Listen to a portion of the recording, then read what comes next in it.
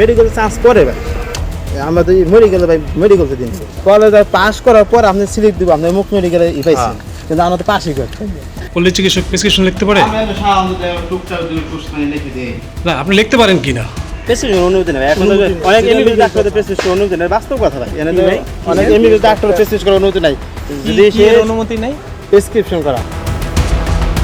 নিজেকে পল্লী চিকিৎসক দাবি করলেও নেই কোনো প্রাতিষ্ঠানিক ডিগ্রি, অথচ নামের পাশে ঝুলিয়েছেন নানা ভুয়া পদবি। অভিনব প্রতারণার অংশ হিসেবে তিনি ব্যবহার করছেন আলাদিনের চেরাগের মতো একটি অনুমোদনহীন অদ্ভুত ডিভাইস। রোগীদের শরীরে সেই যন্ত্র ছোঁয়ালেই নাকি মুহূর্তে ধরা পড়ে সব জটিল রোগ। আর এই ডিজিটাল জালিয়াতির ফাঁদে পড়ে 500 টাকা ভিজিট দিয়ে দাঁড়িয়ে আছেন দূর দূরান্তের শত শত মানুষ। আরে ভাই বসেন না রে ভাই।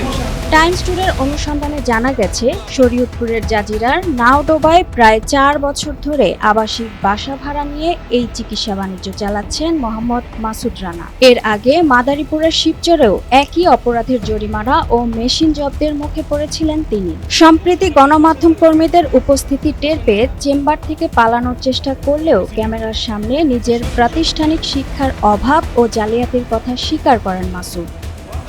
দেন না সরকারি পরীক্ষা দিয়েছেন মেডিকেল পরীক্ষা দিয়েছেন চান্স কোন মেডিকেলে পরীক্ষা দিয়েছেন? আমি দিয়েছিলাম এমনি দিয়েছি মেডিকেল চান্স পরে ভাই মেডিকেলে আছে না, কোন মেডিকেলে পরীক্ষা দিয়েছেন? এই মেডিকেলের নাম জানেন না? আমরা তো মেডিকেলে ভাই মেডিকেলতে দিন কলেজ পাস করার পর আপনি স্লিপ দিব আপনি মুখ মেডিকেলে পাইছেন কিন্তু আমরা তো পাসই করতে প্রেসক্রিপশন অনুমতি নেই এখন অনেক এমবিবিএস ডাক্তারদের প্রেসক্রিপশন অনুমতি নেই বাস্তব কথা ভাই এনে তো অনেক এমবিবিএস ডাক্তারের প্রেসক্রিপশন করার অনুমতি নাই যদি সে অনুমতি নেই প্রেসক্রিপশন করা। এদিকে উপজেলা স্বাস্থ্য বিভাগ জানিয়েছে, পল্লী চিকিৎসক হলেও কারো প্রেসক্রিপশন লেখার কিংবা রোগ শনাক্তের নামে এমন অনুমোদনহীন চীনা ডিভাইস ব্যবহার কোনো আইনগত সুযোগ নেই। আমার জানা মতে দুনিয়ায় এমন কোনো ডিভাইস নেই যেটা রোগীর গায়ে দিলে সকল রোগের কথা বলে দিতে পারবে। সেটা টোটালি একটা প্রতারণামূলক কাজ সে করতেছে। সে বাংলাদেশ সরকারের প্লাস বিএমডিসির স্বীকৃত কোনো চিকিৎসক না। সে এভাবে রোগী দেখতে পারেন না এবং সে কোনো প্রেসক্রিপশনও করতে পারেন না।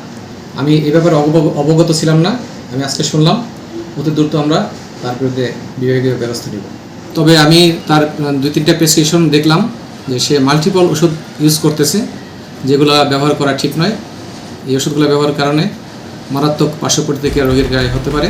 মানুষের সরলতাকে পুঁজি করে চলা এমন প্রতারণার বিরুদ্ধে দ্রুত ভ্রাম্যমাণ আদালতের মাধ্যমে কঠোর ব্যবস্থা নেওয়ার দাবি জানিয়েছেন স্থানীয় সচেতন মহল। Sadia Akter, Times today.